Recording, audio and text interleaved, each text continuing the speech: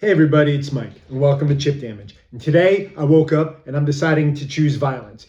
Yes, quite recently in my last video, I went over a number of my favorite video games of all time. Please check that out if you haven't. Where I kind of went through my history of gaming and kind of highlighted the tentpole games that are really near and dear to my heart, which ones I think are the best, which ones really kind of define my gaming career. But there's two sides to every coin, right? For the brighter the light, the deeper the darkness. There are, of course, some games out there that I do not exactly love, or that I have opinions of that I feel differ than the vast majority of gamers out there. And that's what I want to highlight today. Not only because I think it's a good counter to my last video, but I think it's just something fun to do to kind of start the conversation. As a gamer, as a collector, one of my favorite things to do, other than actually playing my video games, is just discussing them, whether they be with my friends or people I meet at conventions, or my subscribers, my viewers out there in the comments section. I find that on this channel, most people, most commenters are in fact quite positive and give constructive criticism and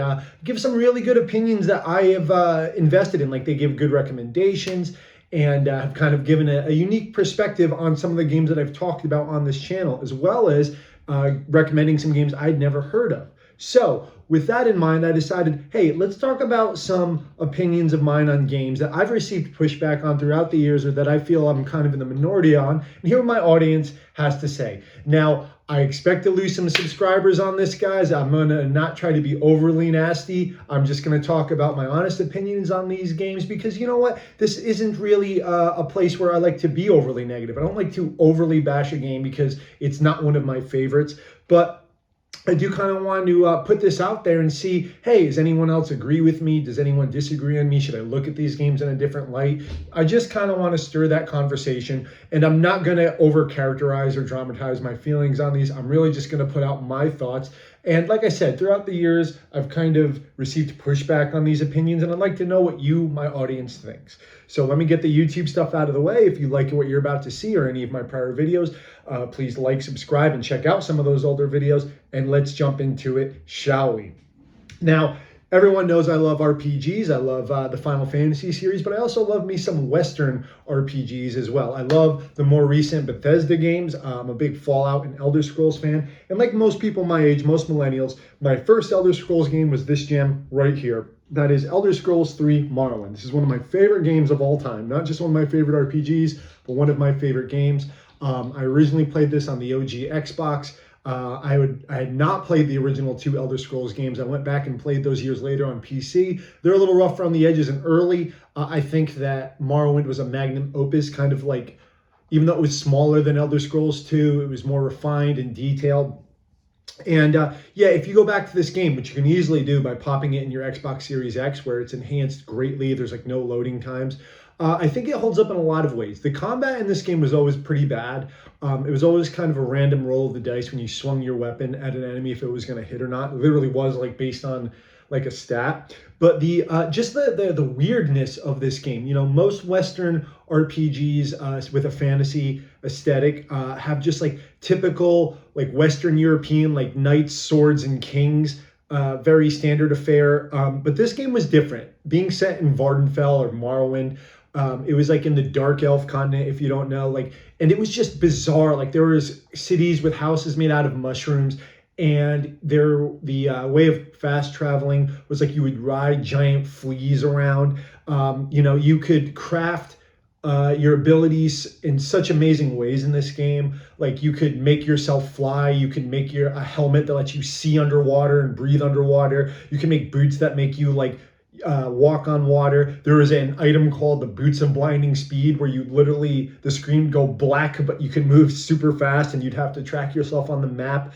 There was so much creativity in this game. There was so much to check out. I feel like the developers were just throwing in all their ideas, and it came out to a wonderful game that, yes, it is aged in many aspects, but there's still a charm to how bizarre it is. Like there's just jellyfish monsters floating around in the fields, and it really didn't copy any other aesthetic that I was super aware of. Like it wasn't a Tolkien-esque fantasy, even though there were like orcs and things like that. It wasn't just your standard like storybook Western affair, and I really love this game. I put hundreds of hours into this game. I think it's one of the greatest Western RPGs of all time. And the controversial take that I will take on this game is that as the series went on, it kind of got a little bit worse. Now, Elder Scrolls IV Oblivion, originally released on the 360 back in 2006, is a pretty good game. The combat was definitely made better. It was made fully real time. However, being set in Cyrodiil, a more like traditional fantasy world, you know, kind of based on like the English countryside, it was a little less interesting, right? But there were still weird things. There were like invisible panther enemies in this, and you get a weapon called the Wabbajack that would randomly turn enemies into other things like crabs or whatever. But there were some limitations, like you couldn't make yourself fly anymore. Your customization was cut down a little bit, but it was still pretty interesting. I mean, the fact that you'd go to places like the Shivering Isles, which was very weird, very original, like, you know, and the gates to Oblivion itself were pretty cool to kind of go into hell of this world with a little bit of that originality, that weirdness from Morrowind wasn't there. You couldn't like become a werewolf vampire hybrid in this, if my memory serves, and that was something you could do in Morrowind that was stripped from Oblivion, but it was still a great game. However, and this is really what I wanted to bring this up for, when it came to Elder Scrolls V Skyrim, released on 11/11/11, 12 years ago now, insane. I feel like the series, even though its popularity skyrocketed, kind of took a nosedive. I like this game. I can say it's a good game, but it kind of was missing a lot of things that I loved about Elder Scrolls, and I think this is the worst one that of these three. That's kind of the hot take here. Yeah, the combat was refined, and you could dual wield magic and weapons and things like that, but it was just like a typical RPG affair. Yes, it was more Northern European, like Nordic, Viking aesthetic, being based in the Nords country of Skyrim. But like after having already pretty standard like world setting in Oblivion, this game just kind of lacked the character of even Oblivion, but especially Morrowind. Yes, you can go to Solstheim in this, but there was this game, there was like this in the mid 2010s, especially, you know, like this Game of Thronesification of everything. And of course, this came out before that show got big, but like the Viking aesthetic was getting, like the Nordic aesthetic was very tired even when this game came out. And it just missed that weirdness. It was just carriages and dragons, which were really wyverns, which really bothered me in a nerdy way. And this game just kind of felt a little soulless in comparison. And this game just blew up, and it would not go away. Like because of that easy to digest aesthetic, I feel like the mainstream really hopped on it, and it was easy to understand. So this game sold like 10 times more than its prior entries combined, and they kept re-releasing it. And here we are 12 years later, still waiting on Elder Scrolls 6. Maybe boosted by the popularity of shows like Vikings and Game of Thrones, and this game sharing that similar aesthetic. But this game, like, just to show how unoriginal it is, its symbol for the game is Akatosh, which was the symbol for Morrowind. Like every game prior, like this was the symbol for Oblivion on Oblivion. Like this game just lacked the creativity that really drew me to Elder Scrolls, and I think it led to things like Elder Scrolls Online, which is cool. You can go through the whole world, but it's just the Skyrim paint job on everything. I don't want to take carriages. I don't want to fight dragons. I want to fight like, you know, weird dwarven creatures, and I want to ride giant the Silt Striders, the fleas. I want to be able to fly. I want that customization. I want to become a werewolf vampire hybrid with like the shaved head. Yes, it is far more polished than its predecessors, but it's far more boring because of that. And that's the only thing I can say about Skyrim, is that it's a well-made RPG, very popular for the last decade, important game for Bethesda, kind of skyrocketed them to popularity, but it's boring, guys.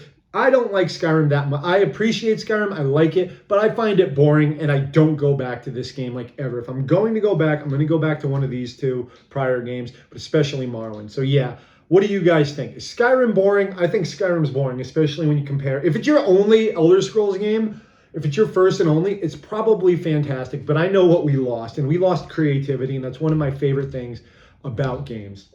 And yeah, let's stick with RPGs, but let's go to the other side of the ocean, shall we? Let's talk about some JRPGs.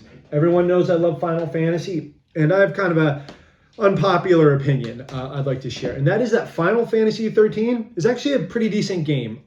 When this finally came out in the States in March 2010, there was like constant like berating of this game for being linear. It's a straight line, you go forward, what have you. I hate that argument. Now, while this isn't my favorite Final Fantasy game, it's somewhere in the middle of the pack. I think this game was really solid. I think the combat was good enough to really carry it. I think some of the characters were pretty cool. The lack of towns was kind of a blow, but it was a unique kind of vibe for Final Fantasy. Kind of futuristic. I like the idea of the futuristic city hovering over the more like natural terrain of the earth.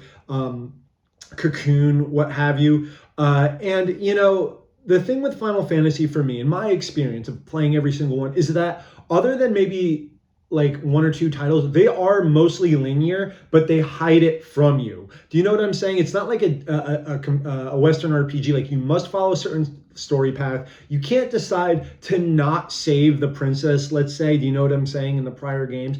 And as far as exploration, sure, you can wander around a bit more in the prior Final Fantasy games. That's for sure, the open world maps. However, if you go to a place that you're not supposed to, you're going to be killed by monsters far over your level that you wouldn't really be able to grind on anyway and like level up. So you're forced on that linear path anyway. There's only like so much you could really do. And a fantastic and beloved game like Final Fantasy X is almost entirely linear, and no one ever complained about that. Given in 2010 when this came out, being linear was like starting to become a dirty word. I think that the ride that you're on during Final Fantasy XIII is really good. I enjoyed the combat, and the game does open up much later into the game on the world of Pulse. That has been said many times, like, yeah, you got to play like 20 hours of it. But when you finally get there, it is quite huge. And some of those bosses were incredibly challenging. And I enjoyed kind of going through them, beating them, mastering the summons. I think the idea of like one summon per character in this was interesting with like their vehicle modes. The fact that you didn't need to have Lightning as the party leader. You could take her out of the party entirely. There were some very cool things in FF13. I think that it is held back by the fact that its villains are terrible. Like Barthandelus, who the hell? Like Eden or what have you, Orphan. Those are stupid villains. I think that the best Final Fantasies have the best villains. That's why like 7 has Sephiroth and 9 has Kuja and Garland and 10 has like, you know, the entire Church of Yevon. I think the best games have the best villains, and this game fell drastically short in that. But as a video game, I had a really good time. If you play this now, especially the enhanced version on the Xbox Series X, it looks fantastic. The music in this game is out of this world. I think it's some of the best music in the franchise. That's pretty high praise for a series like this. So I think this is a decent game. I just think that like people like to sound smart back then by like saying, oh, it's linear. Like you just go in a straight line. Like, yeah, but you know what? At my age now, I wish more games were like that. I'm sick of open world games. So going through this, which is very kind of focused and has cool aesthetics and music and combat. That's all I really want. Sure, there could have been more characterization, but it's not the worst in this series. And that brings me to the second controversial point I'm going to bring up in the Final Fantasy series is that Final Fantasy XII is one of the worst entries in the franchise. Yes. I think it's almost unanimous that Final Fantasy II, for those who have played every game in the franchise, is probably the worst Final Fantasy. I think that goes without saying. Like Final Fantasy II was a weird experiment where it's not the worst RPG in the world, but it differed too greatly from its predecessors, and so that its successors drew more on Final Fantasy I than it did on 2. Like 3 is more like 1. But Final Fantasy XII is an odd duck, which I would say is the second worst Final Fantasy. And many people are going to get mad at me, guys. I still think this is a good, well-made game in a lot of ways, but I think it's far weaker. Where to begin with this? Number one, this game had a turbulent development, and you can kind of see that. I believe they changed directors halfway through this game, so it's kind of scatterbrained in some ways. Like this game promises a lot and delivers on none, and there's no real like hype moment for this. It's a much more subdued fantasy, and this is coming up on Final Fantasy 6, 7, 8, 9, and 10, which I think most people consider a golden era of the series, and 11 being an MMO is kind of a separate thing. 12 toned everything down. It was set in the world of Ivalice, prior seen in like Vagrant Story on the PS1, which is a world that isn't, I'm sorry, it just doesn't have the energy or of the prior games. Yes, you could say that, like especially 7 through 10 are very anime-y, very amped up, very energetic and colorful. This whole game, when I think of this game, I just think of the color tan. The setting of this game was based on the country of Turkey, and I don't think they did it justice because it's just like colorless. Like this game isn't very visual pleasing, which I think Final Fantasy had always prided itself on being not only a graphical high point, but like a stylistic high point. Like you think of Zanarkand, you think of the Balam Garden, you think of Midgar, like these incredible vistas, and 12 just didn't have that. They decided to kind of rewrite the mythology of the series where like the main summons weren't the summons from the prior games like Bahama, Shiva, Ifrit. It was like these new summons based on the Zodiac, and they were lame. The main character, Vaughn, like they say, isn't the main character of the story. He's just the lens that you view it through. But that's lame. Like Balthier was the main hero or whatever, Ash. But the whole party is kind of like listless. Like the voice actor's delivery of the lines is very listless. It lacks energy. The fact that like you see all these cool judge bosses, but you don't fight all of them, I think that has something to do with the turbulent development of this game. And the villains in this, yet again, are lame. Like Vayne sucks. Like I've gone through this game twice because I went through it when this release of the Zodiac Age came through. I think the combat system was incredibly boring. It was based more on an MMO, like pseudo real time, which I think other games did better later. Like Xenoblade Chronicles has a more MMO-based combat system, which I think they nailed pretty well, especially as the series went on. But 12, just this game, you never felt that engaged. The enemy design wasn't that cool. The character design wasn't that cool. The whole game was kind of tan and bland. It was like, and the story just wasn't really there. It was, most of the Final Fantasy stories are big, even starting from the early ones, saving the world, saving the empire, whatever.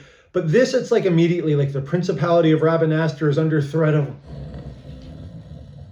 Like I would fall asleep playing this game. Like it, not only was it visually boring, I couldn't get behind any of the characters. I didn't identify with any of the characters. Not that I need to, but it's like Van Pinello especially are just like boring. And I love Kari Walgreen as a voice actress, but like Ash is boring.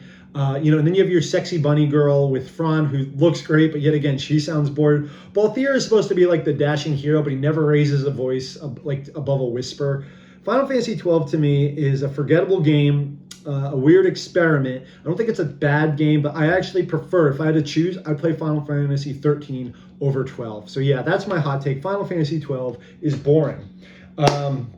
But that's enough about RPGs for the moment. Let's jump over to fighting games. And this is going to be a quickie. I'm going to just talk about a franchise that I don't think gets enough respect because of its visuals, and that is going to be Dead or Alive, the Dead or Alive games. So real quick, Dead or Alive 2 on the original Dreamcast was an amazing looking game, but in particular as a launch title, Dead or Alive 3 on the OG Xbox blew every other fighting game out of the water visually for a few years. But most people just know this game as like the titty game, like the girls have like bouncy jiggle physics and skimpy outfits, and sure, that's part of the appeal of Dead or Alive, but that's also like almost every fighting game at this point. Even back then, like Soul Calibur and Tekken, very highly venerated franchises that I love. Even games like Mortal Kombat and Street Fighter have had this forever with characters like Cammy, who is my main in most Street Fighter games. But I just think that like with Dead or Alive having about half its cast, if not more, as females, people focused on it more, and the visuals were such a step above, people focused on it more. The fighting in Dead or Alive is fantastic. Sure, it was a little bit simpler than its 3D contemporaries, but there was still some very cool things with the counter system, the number of moves you had, characters having stances. I think Dead or Alive, just in general, is severely underrated. I do think it took a nosedive with Dead or Alive 6, and honestly, Dead or Alive 5 as well, but we'll get to that. I think Dead or Alive 4, an early 360 game, was great. I think having a Spartan as a guest character was wacky and fun to have Ryu Hayabusa being able to fight a Spartan. It's like two Xbox icons. I really liked when Dead or Alive, I think Microsoft gave a lot of support to Tecmo for the Dead or Alive franchise, and I think it really showed. And Dead or Alive 2, the Ultimate Package, which contained a remake of Dead or Alive 2 along with a port of Dead or Alive 1, was fantastic. Dead or Alive 2 is one of the earliest online console fighting games. I think Mortal Kombat Deception was the only one that beat it to being online. And it was great. Dead or Alive 2 Ultimate in particular, I played the hell out of online back in the OG Xbox days. And the series was great. Like in this game, you could unlock like 20 costumes per character, and you didn't have to pay for them back then. You just had to play arcade mode over and over again, you know, at various difficulties, the way it should be. And I think Dead or Alive 5, even though it was the best selling, and it had amazing guest characters with Virtual Fighter and Mai Shiranui and various like Tecmo characters. The problem with that game is like no one has a complete copy of Dead or Alive 5 because there was so much DLC and a lot of it got delisted. There was like thousands of dollars. So while that game played pretty good, I always had a problem with 5. It's like I can never have a complete game with that, with all the characters, costumes, and stages. And for someone like me, that really hurts it. And Dead or Alive 6 was just Dead or Alive 5, but lesser, so it fell off a cliff. I think the franchise is dead. But I guess my hot take is that I think Dead or Alive, especially this middle era of 2 Ultimate, 3, and 4, should be venerated as one of the best fighting game franchises out there, at least 3D fighting franchises. Maybe below Tekken and Soul Calibur for sure, but that this is not a game. Yes, there's Dead or Alive Extreme Beach Volleyball. Those are to exemplify the more sexual qualities of the game. I just think that the Dead or Alive fighting games are not that much different than the other fighting game franchises. Look at the Namco games, look at the Capcom games. It's there in all of them. People overly focus on them in these games, and I think that's to the detriment because I think these are great fighting games that should be exalted as much as those other franchises, if not a little less. But yeah, that's what I have to say. Dead or Alive is great, the middle era anyway. But let's stick with fighters. Let's talk about some Western fighters. Let's talk about Mortal Kombat 11 Aftermath. Now, just to say, I grew up with Mortal Kombat. I was a Genesis kid. And even though Street Fighter was on the Genesis as well, and Mortal Kombat was on the SNES, Genesis in general, because of like Mortal Kombat 1 having blood, was seen as more as the Mortal Kombat system. I grew up loving Mortal Kombat, especially Mortal Kombat 3, Ultimate Mortal Kombat 3. I don't think they've aged as well as the old Capcom fighting games. I definitely became more of a Capcom fan later on because the Mortal Kombat games are kind of simple. And there was that whole PS2 era, which is a little rough. But let's talk about the most recent game in the franchise at the moment before Mortal Kombat 1 launches in September. Let's talk about Mortal Kombat 11. This is the highest selling game in the franchise. So this game has an incredible story mode, great voice acting, great guest characters like Spawn and Terminator, Rambo, RoboCop, movies that I grew up loving. Incredible, just like I said, visual presentation. I love that every character can interact with each other. I think some of the newer characters from this generation, like Kotal Khan and Devora, are pretty cool. Much better than the PS2 characters like Movado and Suhao. However, I think this game plays terribly. Like, I think that this is one of the worst playing fighting games in the recent era. And this is coming from someone who plays all types of fighting games. I love Street Fighter. I love King of Fighters. I used to love Mortal Kombat. I played Dead or Alive and Soul Calibur and Tekken. I think that this is sold purely for, this sold so well purely based on legacy, like on, just fan service of these characters interacting. When you play this game, this is one of the most boring fighting games I've ever played combat-wise. It's very simple. It's very slow, stiff, and clunky. And I really wish that Mortal Kombat would change it up, speed it up a little bit. And I guess that's half the hot take. The other half take is that I think the best Western fighting game, or at least the big one, is actually Killer Instinct. I think Killer Instinct 2013 in particular was unbelievably underrated, and people could argue about why that is at all times. There's two main reasons, but the big one is it was an Xbox One exclusive for years. No one had an Xbox One in comparison to the PS4. It was not a popular system. And the second reason is that the game launched incredibly small. It had a small roster. There wasn't much to do. But after a couple of years, this game ended up having quite a big roster with a quite feature-rich amount of modes and everything. And recently announced that it's getting a 4K upgrade on the Series X, which is fantastic. But now that the game is on PC, and I think people like Maximilian and Matt McMuscles have brought a little bit more attention to this, I think that if all was right in the world, I think people would venerate Killer Instinct over Mortal Kombat. Yes, Mortal Kombat is an inspiration to Killer Instinct. There's no doubt about it. But the depth of the fighting in Killer Instinct is so much more, with combo breakers and counter breakers and prediction, and just the sheer speed of the game, like more difficult inputs. I always felt like Killer Instinct, especially this version, fell into somewhere between Street Fighter and Mortal Kombat in terms of style and inputs. And I really think this game far surpassed any, I mean, Mortal Kombat 9 was great, but I think this game is better than 10 and 11 in many ways and holds up better. So yeah, that's the hot take, is that Mortal Kombat 11 looks great, has great characters, plays like garbage, and that Mortal Killer Instinct is probably the best Western fighting game made in the last 10 years. And I'll die on that hill. Speaking of dying on this hill, I know many people are going to chew me out for this. I mentioned this in my most disappointing games video. I just want to say that my hot take is that Darksiders 1 is a very boring game. Now, I'm someone who loves my third-person action games. I love God of War and Devil May Cry and Ninja Gaiden. I also love my pseudo exploratory puzzle games. There's Legend of Zelda and Okami. I think those games are great. What Darksiders tries to be is something in between those two. What initially drew me to Darksiders was the art style. It had a Mike Mignola Hellboy aesthetic, and it was all about the post-apocalypse where you play as the Horseman of War, voiced by Liam O'Brien, who's a great voice actor, and a very cool setup. When I played this game, this is one of the most boring games I've ever played. And this game, got a huge cult following, and it made a second game, and then THQ shut down. Then we had to wait a bunch of years for Darksiders 3, and I think those games got a little better. But Darksiders 1, this game is so highly rated. I think this is one of the more overrated games I've ever played. The combat was so shallow. There was such a limit on the moves you could learn and the abilities and weapons you could use. The combat was worse than a third-person action game like Devil May Cry or God of War, and the exploration was far more shallow and less interesting than something like Zelda. So it tried to be a jack of all trades, and it mastered none. The puzzles were just mindless and boring with the portal gun. I really had to force myself to beat this game, and ended on a cliffhanger. And I was just super disappointed. But to see the fervor of the fans of this game just blew my mind. I'm what is it?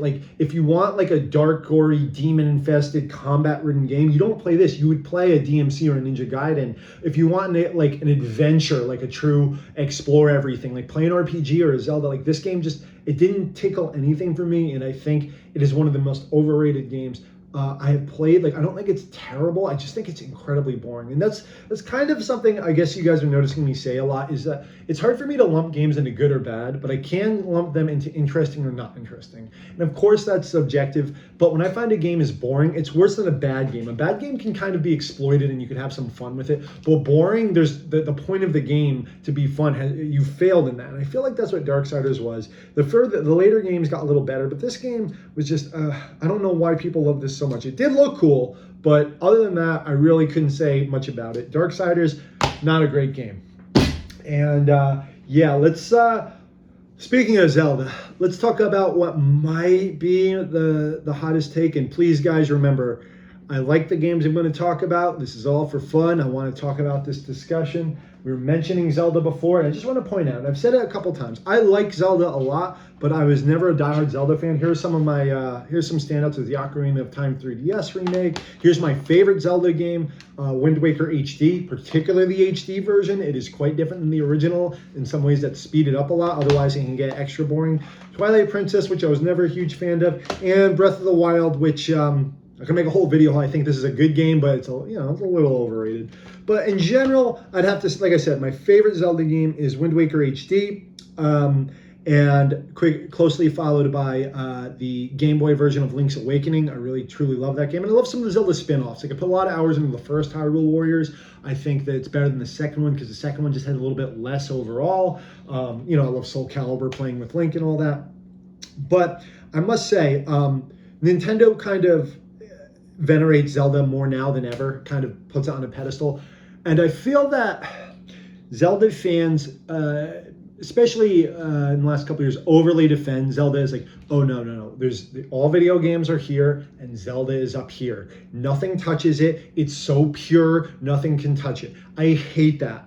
No game is beyond reproach. Every game could be critiqued or criticized, whether it be in a negative or positive way. No game is head and shoulders above the others, because that is a totally subjective thing. It's what do you have fun doing? That's what this whole video is kind of pointing out. But I've noticed that more in the Zelda community than anything. I'm just waiting for Zelda.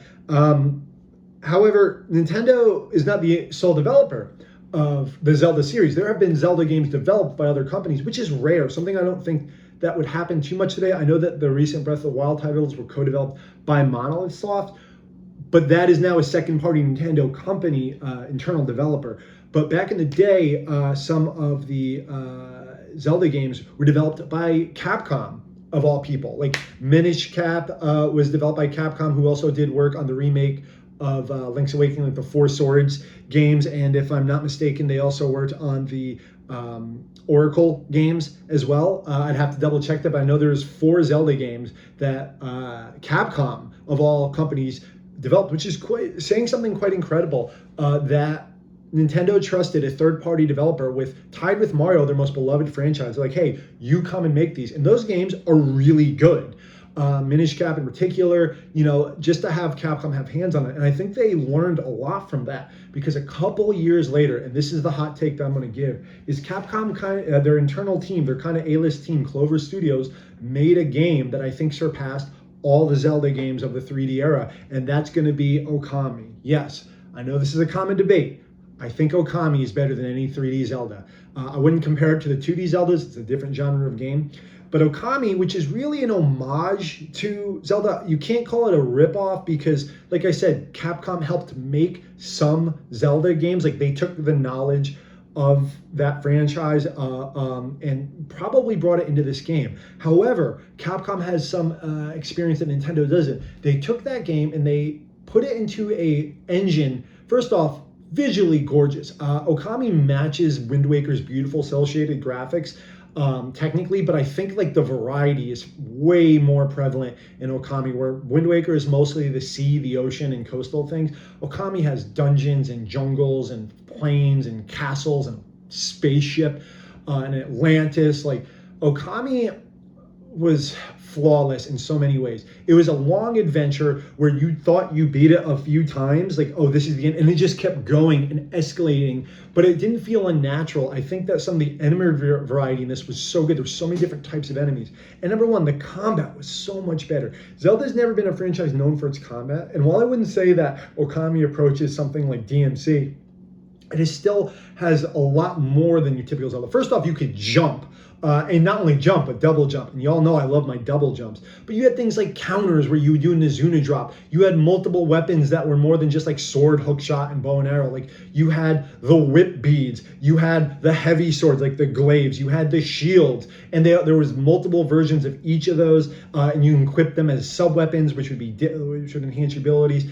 Along with the kind of inherent speed advantage that you had over like Zelda by being like a wolf, like it just felt better. Even though it was pretty easy, still it was not like the focus of the game. I felt like the combat was better, but just the fact that there was more verticality in Okami, like in Zelda, you can't jump under your own command, and just the freedom to kind of do that and wall jump in Okami made it, I don't know, exploring more fun, more verticality, more platforming in a lot of ways. I think that the bosses were very cool. I think that the powers in this were really something that Zelda has not really done since then. Like, yes, in Twilight Princess, you can become a wolf, but like the ability to pause the world and then draw manually a symbol in order to control the wind, make fire, control water, make lightning, like make a bomb, make trees like just sprout, like it was so cool. And a lot of them weren't even combat based. Some of them were exploration based, your abilities, like to fix a bridge, or like I said, just to make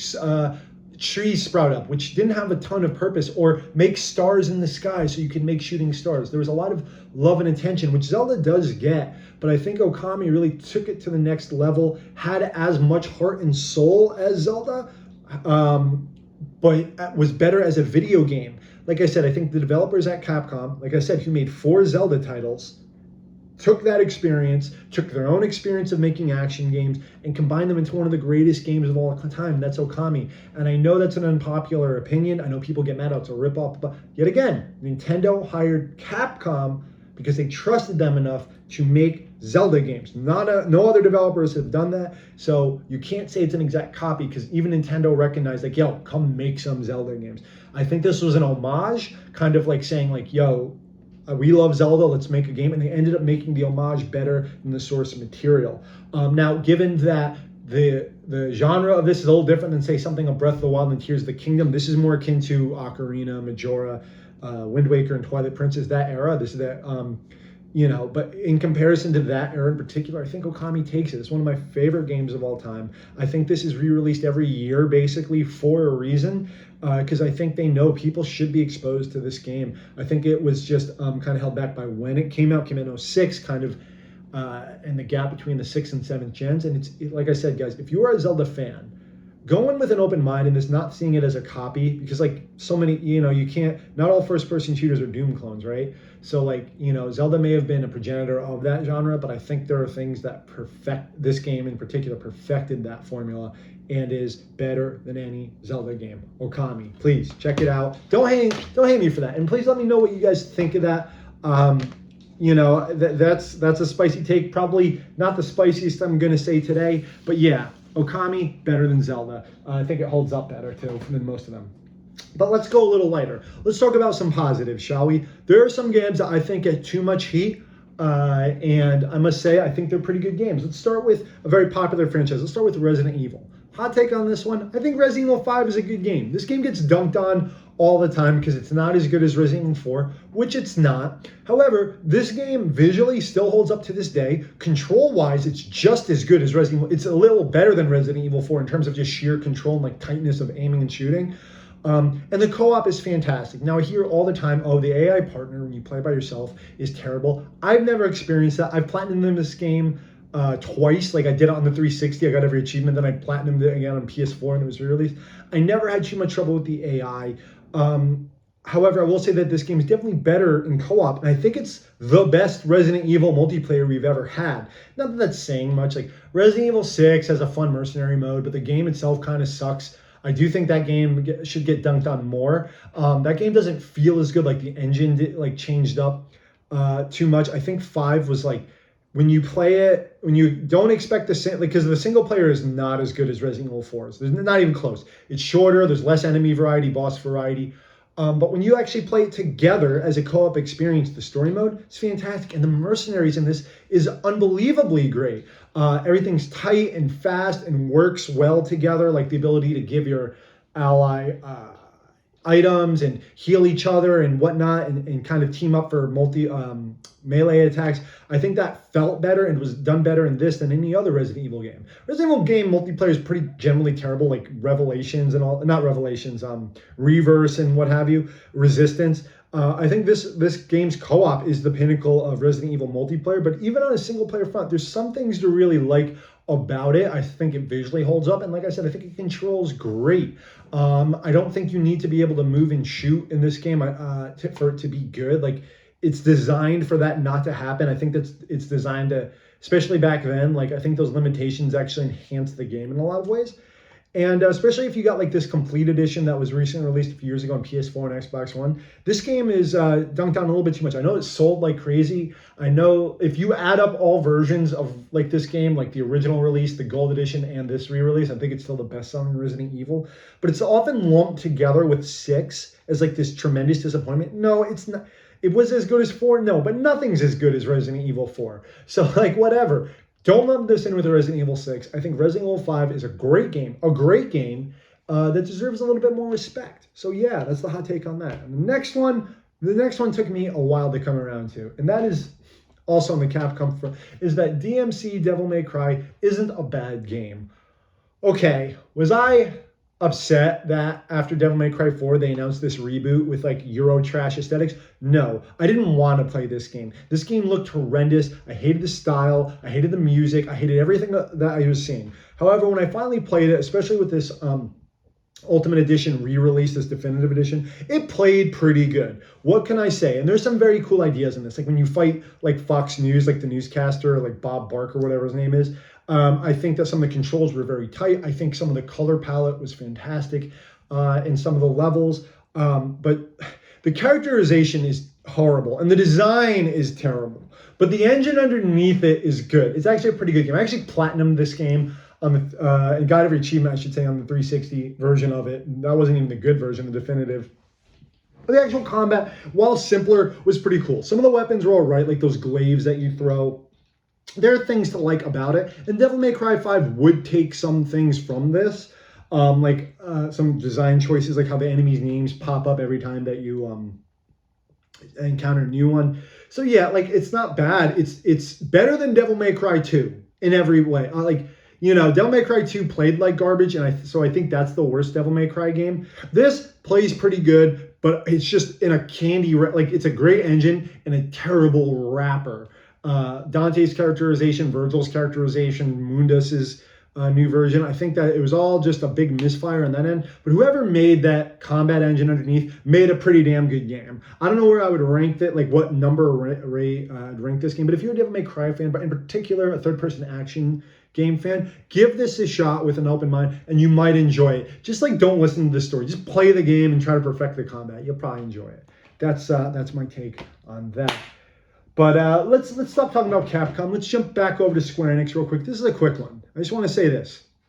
Kingdom Hearts is great, and the story is not that hard to understand, but you do need to play every single one of them. I respect that because there's not too many franchises like it. When there's a spinoff on franchises, you usually don't need to play the spinoff to understand the main story. In Kingdom Hearts, you do. I respect that. They want their fans to be dedicated. However, some people don't like that. I must say, though, Square has made it infinitely easy to catch up because they have re-released the Kingdom Hearts franchise. It was originally released on the PS2. Then they released all the games on the PS3 in those 1.5, 2.5 collections. Then they made a complete collection.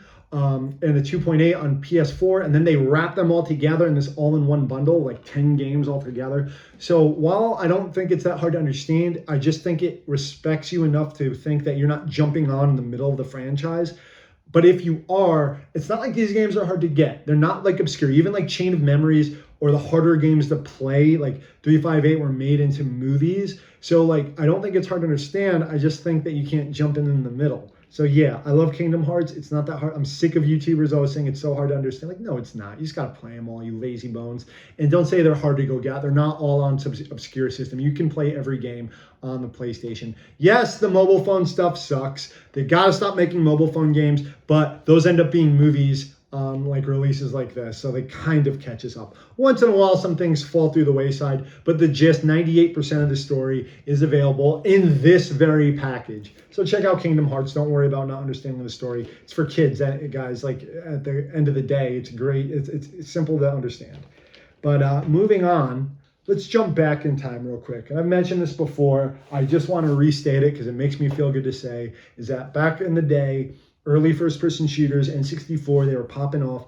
Everyone was playing GoldenEye, not me, not my group of friends, and not a small contingent of people out there. I found GoldenEye okay, but I thought it was boring. I thought Perfect Dark would later perfect its formula from the same developers. However, I always thought Turok and its sequel, particularly Turok 2, Seeds of Evil, way cooler first-person shooters. GoldenEye is realistic, and I'm just not a fan of that in terms of its weaponry, the AK and the pistol and the machine gun. Boring. No, I want the Razor Wind. I want the Scorpion triple missile launcher. I want the nuke. I want the cerebral bore. This game's, first off, its weapon variety was just through the roof. The weapon variety was so amazing in this. The single player, bigger game, easy to get lost, but there was always a lot to explore and find. And the enemy variety was crazy. It wasn't just dinosaurs. There were like pseudo-demons and aliens and giant insects, other humans, monsters of all varieties. This game ruled.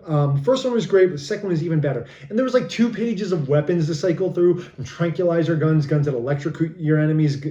Like I said, the cerebral bore that would shoot bore a projectile right into the enemy's brain, homing lasers, bouncing lasers, so many cool things, homing rocket launchers, and it was just so much more than GoldenEye, but I think it was too weird for normies to kind of wrap their heads around. And the multiplayer in this was very different than GoldenEye. I love the multiplayer in this because every character, like in GoldenEye, if you play as Oddjob, you're cheating, but everyone else is pretty much the same. But in this game, you could be multiple different characters with different stats, which is what you would call a hero shooter today. Like it wasn't a common practice. Like you could be Turok, Talset, you could be a Velociraptor, you could be like a guy with a Triceratops head, and they each had different mobility, weapons, and health levels. And that just made it so interesting. It just wasn't as popular because it was harder to wrap your brain around. But when you got down to it, it was just so much more interesting. Turok 2 is better than GoldenEye. That's all I want to say, guys. I have to get that out of the way. And now for the thing that I think, I don't know about my viewers, but I think in general gets my head chopped off that much. And I'm going to come out and just say this quickly. I think the most overrated series of games of all time, not because it's bad, but because of the amount of praise that is heaped upon it is disproportionate to its actual quality. I think The Last of Us and its sequel aren't the greatest games of all time. I think they're just okay. I have so much to say about this franchise, these two games. Where to start? From the beginning. Late 2012, right before this game came out, I remember seeing ads for it. Oh, a zombie game from the makers of Uncharted with good visuals. It'll be cool. I pick it up in 2013 and I play through it and it looks great. Like, visual fidelity, really great. Late era PS3. To this day, even that PS3 release looks great. But I didn't think much of it. The enemy variety was pretty low. It was just like guys with guns, clickers, and bloaters. Like that was kind of it. Obviously, there were some simple puzzles. The world wasn't that interesting. And it was a story that I'd seen a million times. Surrogate father, surrogate daughter must survive a tough situation, whether it be a post-apocalyptic, zombies, monsters, what have you. Two people bonding through adversity. I'm like, okay, that was whatever. It was cool. But there wasn't a lot of game to it. And it really tried to pull on your heartstrings, but it didn't really land with me. And we'll get into why later.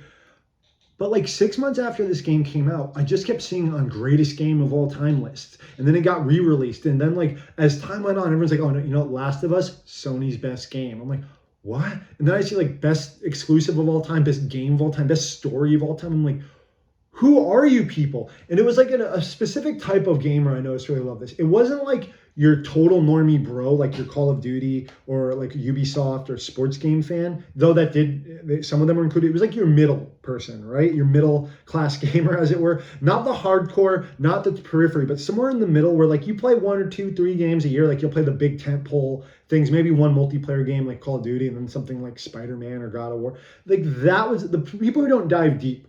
Those are the type of people I realized truly love The Last of Us. And I'm like, oh, they don't know any better. They're not willing to get a little weird with it because The Last of Us was very straightforward. I love horror media. I have my entire life. Zombie media, to me, I think the best zombie media, it's always been kind of a commentary, a satire on mass consumerism and groupthink and things like this. And this game played it straight. This game's message and theme was so tired, even by the time it came out. I think a huge part of why this was so popular was in the early 2010s, zombie mania was still running rampant. It kind of started in the early 2000s with not Dead or Alive, the Walking Dead, or not the Walking Dead even. Before that, the remake of Dawn of the Dead and the Resident Evil movies coming out, and then the Walking Dead show coming out, Shaun of the Dead, and 28 Days Later. I love Shaun of the Dead. Land of the Dead even. So zombie, it was zombie mania, right? And this game came out kind of at the precipice of that and kind of captured that normie audience. Zombie media had kind of captured the normie audience. However, that type of zombie media missed the whole point. They played it straight and they all had the same message. All of them, all the not Romero zombie stuff, it took out that satire and it just played it straight. And it's just people were the real monsters was the theme. That's the theme of this. The clickers are bad, but they're monsters. They're not going to betray you, but humans will. It was so tired. And they just kept doing that, and especially in Last of Us Part 2. 10 years later, it comes, or 7 years later, rather, and all it really added gameplay-wise was the ability to lay prone. And I've heard that as a common criticism, but it's true. There wasn't a ton of game to really get behind in this. And people are like, oh, well, if you had a kid, you'd understand, the bond between. This is a story that has been told better and before. You don't need to have a kid to understand what's going on in this game. I think the best part of this game is the opening with Joel, and where the initial zombie attack is happening and everyone's panicking and running and the daughter dies. But then after that, it just becomes it's not a survival horror game. It's not really a third-person shooter. It's somewhere in the middle with a lot of cinematic flair. But yet again, none of the satire or intelligence of zombie media like Night of the Living Dead or the Romero ones or Shaun of the Dead. It's just people are the real monsters and we're bonding through this. And it was so self-serious. It wasn't proud of being a video game. And I've seen other people mention this. Here's an example. On the cover of this, do you see these laurels? These are what they put on awards for movies most of the time, around the titles. This game wanted to be, and much like Zelda, but even more so, seen as better than other games. This is serious. This is an art. Whatever. It's not a fantastic video game. There's nothing really new brought to the table. If I wanted a survival like horror game, which this was not, or especially on this more action focused, go get Resident Evil. Hell, you play as a guy with a gun protecting a girl in that too, but it's way more fun. There's more weapon variety and enemy variety, and there's some camp and cheese that I think is very important to zombies, because zombie stories are inherently B-movie material. Like, it's just, when you try to take it seriously, I think it comes off as foolish, especially as serious and heavy-handed as this game tries to be. Resident Evil has always known that, and it's more an homage to like zombie horror B-movies than anything. This game has great bosses and unlockables, and sure, there's some unlockables and stuff and collectibles in The Last of Us, but this game, like, it plays fine, but there's nothing special about it. The best thing about The Last of Us, especially the first one, is hitting enemies with a brick. How funny that is. It had some weird stealth elements too that I feel like were taken right out of Metal Gear Solid 4, like crouching and having like the super hearing and all that. And some people say like, oh, well, I like it for, like the story was not original. And there were better games with a surrogate man and woman like bonding throughout a post-apocalyptica in a more interesting setting, like this game right here, Enslaved Odyssey to the West, a hidden gem on the 360 and PS3 by Ninja Theory, where it's like the same thing, but it's way cooler, more lush and colorful, just as like hard-hitting, like it's just as hard-hitting, but it's not as sacrosanct. It revels in being a game. Yes, it's very cinematic, but it has more creativity, and I feel like that's what The Last of Us truly lacks, is creativity. Here's an example. Another game that's nothing like The Last of Us but features zombies and kind of understands is Dead Rising. Dead Rising is a silly game that understands zombies in a mall. It's about consumerism, but it has fun with it. Like it doesn't try to humanize it. Like there's so many more modern zombie stories where it's like, oh, someone's bit and they try to hide it, and you can cure the world. But like games like Resident Evil and Dead Rising kind of get it a little bit more. Like this was more on the action side, and this was more on the satire side. And like this didn't have really any of that other than like an easy to digest story. So like maybe that's great for the mainstream, but don't come into my house, don't come into the gaming sphere and say this is the greatest game of all time or the greatest stories in gaming. There have been far more hard-hitting stories where characters are lost. Final Fantasy VII with like the death of some characters, or 6 even. Metal Gear Solid was a deeper story with the loss in that. Like there were so many games that were proud of being video games, and that's the one thing I think Last of Us 1 and 2 aren't as proud of being video games as games like Resident Evil 4 are. They're like, no, we are a serious game and a serious world telling a serious story. Unfortunately, great visuals don't hide that from being a boring world, a boring video game. So like, yeah, I'd give this game like an 8 along with its sequel. Like, yeah, you look great, the presentation is fantastic. But I think honestly with the praise I'll heaped upon this, I don't see it. I also don't see it from people who play a lot of video games. I see this from like the 5 game a year people or less. You know what I'm saying? It doesn't annoy me as much anymore, but it's like this game and the development and the stories and the fans behind it. Not to say anything too negative, it's just like they think it's better than all other games, but they can't give me a reason why other than, man, that story's hard hitting. Well, it's not really, if you've like experienced a lot of horror, zombie, and survival media. Otherwise, it's not original, and it's just kind of pompous.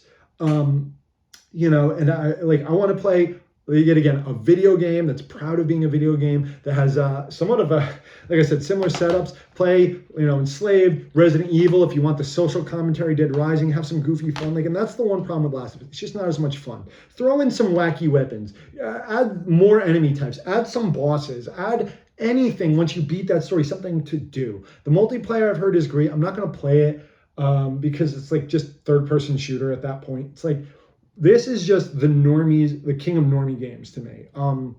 I think it didn't start off to be like that. I think it was kind of swept up by its high sales and popularity into that. I think this would probably be a one-off game, or it was originally planned to be. And the ending, oh, did you make the right choice? It didn't matter. They didn't care about these characters. There wasn't a lot of, it was, everyone's like, oh, Japanese games have corny dialogue and all this stuff. This had serious, real dialogue. But I'm like, yet again, it's not a movie. And games that do try to be movies like Metal Gear Solid embrace it and are still able to touch you because those are masters crafting a wacky world that you care about. This is just like very safe, not creative. And that's where I'm going to leave this, guys. That's where I'll leave it for now. Last of Us is a middling title. It's like a good game, not a great game, not even close to the top 100 games ever made. And those are my hot takes, guys. Man, that got me hot under the collar, I have to say. And I'm sure some of you are screaming and unsubscribing right now. I really hope not, but that's just the way it is. Yet again, I do stuff like this because I want my viewers to know who I am, what I'm talking about, where I'm coming from, and my opinions of games, what types of games I collect, what kinds of games I like, and really just to stir the conversation and get comments. Let's not be nasty. What did you guys think about this? What do you think are the most underrated games, overrated games? What games do you think overshadow others that should be brought up? What trends do you not like seeing in games? Yes, monetization and microtransactions, I see a lot. I know, let's stay away from that. Let's talk about like things in game, like gameplay styles and storytelling ways that you don't like or that you'd like to see highlighted more in the future. That's kind of what I want to talk about. That's what this whole conversation is. And man, even though this was inherently a little negative, I still had a lot of fun doing it. I hope you guys enjoyed it as well and you were surprised. Let me know, were you surprised? Were you not surprised?